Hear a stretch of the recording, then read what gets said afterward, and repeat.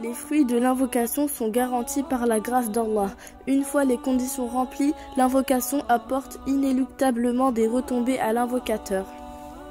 Selon Abu Hurayra radhiyallahu anhu, le messager d'Allah sallallahu alayhi wa sallam a dit « Nul n'invoque Allah lui sollicitant une chose sans qu'Allah ne lui accorde sa demande ou ne le mette à l'abri d'un mal à la mesure de son invocation.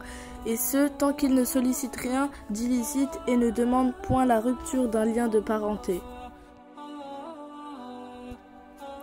L'invocation est un rempart contre le malheur. Le messager d'Allah sallallahu alayhi wa sallam dit sur ce point « Et rien ne saurait repousser le destin si ce n'est l'invocation. » L'invocation est un remède contre les épreuves.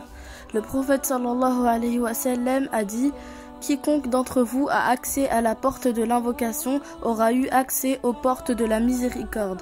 Certes, l'on ne saurait demander à Allah une chose qui lui est plus agréable que de lui demander la bonne santé. En vérité, l'invocation est utile contre ce qui est déjà arrivé et ce qui ne l'est pas encore. Tâchez donc, serviteurs d'Allah, de vous adonner à l'invocation. L'invocation ouvre à l'individu la porte de l'imploration. Le serviteur peut se lever pour implorer son Seigneur et lui soumettre ses besoins, et au moment où il l'invoque ou le sollicite, son cœur s'immerge dans l'amour et la connaissance d'Allah.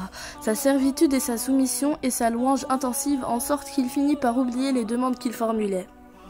Ce qu'il ressent à ce moment lui est plus agréable que les demandes qu'il formulait. Il souhaite alors demeurer dans cette situation et préfère cela à la réponse de la demande. Sa joie à ce moment lui devient plus chère que tout ce qu'elle qu'aurait suscité une prompte réponse à sa demande.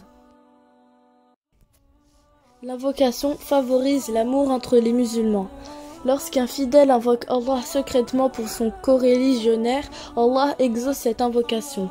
Elle prouve la sincérité du croyant et est une preuve de piété, de franchise et d'attachement des musulmans les uns aux autres. Elle renforce les liens d'amour et consolide ses fondements. Allah Azza wa Jal dit à ce propos « À ceux qui croient et font de bonnes œuvres, le tout miséricordieux accordera l'amour. » L'invocation est une des caractéristiques des pieux. Allah Azza wa Jal dit à ce propos des prophètes, paix et bénédiction soient sur eux, ils concouraient au bien et nous invoquaient par amour et par crainte, et ils étaient humbles devant nous. L'invocation est une cause de raffermissement et de victoire contre l'ennemi. Allah Azza wa Jal dit au sujet de Talut et ses hommes lorsqu'ils livrèrent bataille à Goliath et ses hommes. Ils dirent « Seigneur, déverse sur nous l'endurance, affermis nos pas et donne-nous la victoire sur ce peuple infidèle. » Quels furent les résultats? Ils les mirent en déroute par la grâce d'Allah et David tua Goliath.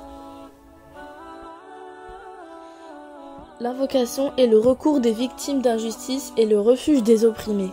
Lorsque la victime d'injustice ou l'opprimé se trouve dans l'impasse et que toutes les portes sont fermées devant lui et qu'il ne trouve personne pour l'aider, lève ses mains au ciel et se plaint auprès du Tout-Puissant, Allah lui accorde assistance et soutien et le venge de son persécuteur, même si ce n'est pas immédiat.